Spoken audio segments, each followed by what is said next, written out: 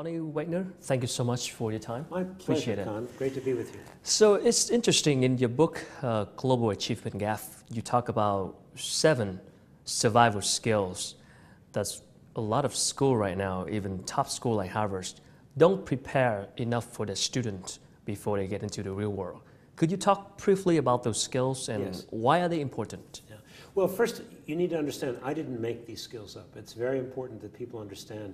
I did a wide range of interviews over several years with executives from many companies, as well as with community leaders and college teachers, and even did focus groups with students who were recently graduated. And from all of them, I began to see a pattern. I asked all of them, what are the skills that matter most, and what are the gaps? Over and over again, I kept hearing reference to 7 essential skills, core competencies. I call them the 7 survival skills. Okay. Very briefly, they are: number 1, critical thinking and problem solving. Turns out that the leaders in any sector, big business, small business, nonprofit, expect all of their employees to think about how to continuously improve the product, the process, or service. Secondly, collaboration across networks and leading by influence. Increasingly, all work is being done collaboratively, but it's not being directed by mid-level supervisors anymore. Peers have to learn to lead one another through influence. Third survival skill, agility and adaptability. And it's simply the pace of change, the complexity of problems demands people be agile and adaptable. Fourth survival skill, initiative and entrepreneurialism. Leaders of large companies worry constantly about how to keep that entrepreneurial spirit alive in their companies, so that it's the lifeblood of their companies. The fifth survival skill, effective oral and written communication. And it's the number 1 complaint of both employers and teachers, that young people often don't know how to write well, they tell me, because they don't know how to think well. Sixth survival skill, accessing and analyzing information. The amount of information growing exponentially, changing constantly. If you don't know how to analyze that information and apply it, you really can't function in a knowledge economy. And the last survival skill, of course, is curiosity and imagination. So those skills are not strength at all. It's just some of the skills that we see that before. So I want to follow up a little bit on the top skill, critical thinking. A lot of people talk about critical thinking, but could you define critical thinking in the very easy understanding way? Because it's not like you think critically. What is it anyway? Yeah. Well, you know, when I asked executives what they meant by critical thinking, the response I got was very, very consistent. They told me critical thinking is all about learning how to ask really good questions. Ask the right questions.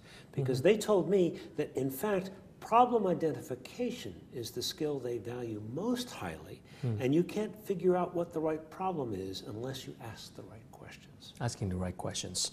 So that's a good point, though, because in school nowadays, in my school and in Vietnamese education system as well, for years, students and teachers, when students come to class, it was just one-way learning. Yes. The student just listen to the teacher say, they just follow exactly like that. There's no asking back the questions. There's no criticizing the material that the teacher deliver. So for an old system that both teachers and students never practice critical thinking, what are some of the first steps to change that behavior? What to begin? Well, I think the first step is to understand why we need critical thinking, why it's important, and what's changed in the world. So our old education systems around the world are based on the idea of knowledge scarcity. There's a limited amount of knowledge, and the only way to get it is through a teacher.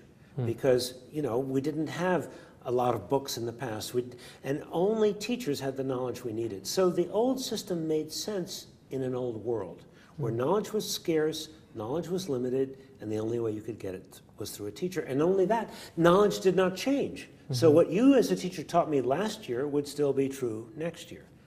None of that is true anymore. Today, knowledge has become a commodity, growing exponentially, changing constantly, available for free on every internet-connected device.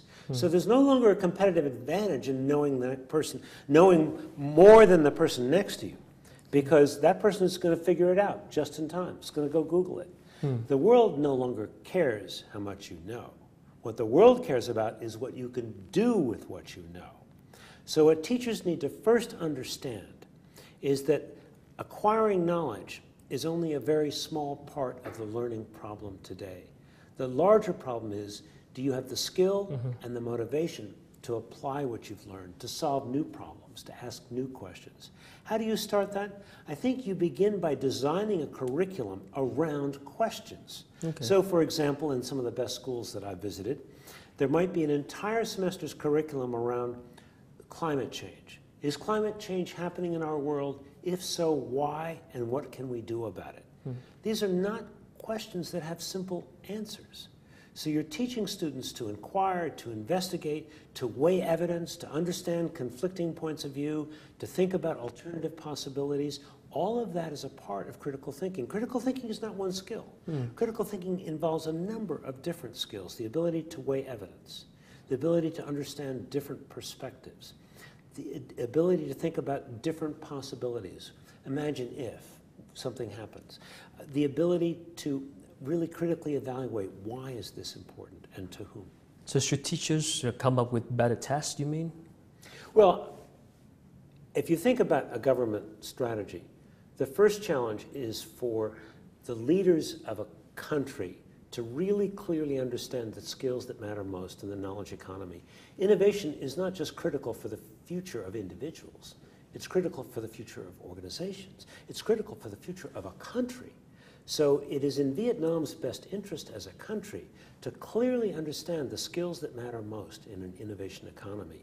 So I've been talking here with business leaders and urging them to advocate for clearly describing those skills. Then once we've done that, then a next step is to transform assessments. Sadly, what gets tested is all that gets taught in most countries. So if we want better teaching, we have to have better testing. And multiple recall, factual tests tell us absolutely nothing about the ability to innovate. So we need a new generation of assessments. The best corporations today don't rely on standardized test scores to tell them whether or not to hire somebody. They use collective human judgment informed by evidence. So I want to see teachers and employers and college teachers looking together at students' work, saying, is this work evidence of mastery of the skills that matter most in the new economy, and that should be the requirement for graduation, not passing multiple choice tests.